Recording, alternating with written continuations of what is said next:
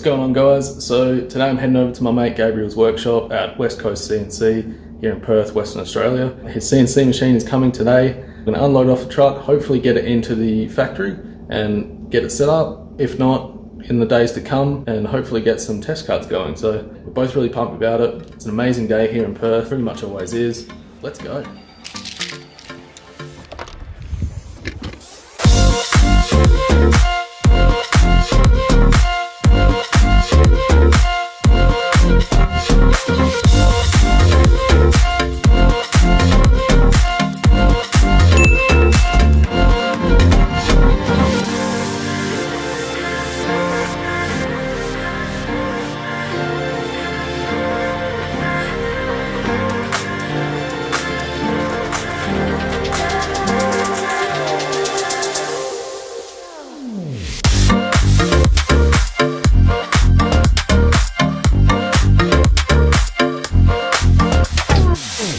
In the shop, Gabriel's just a little bit excited.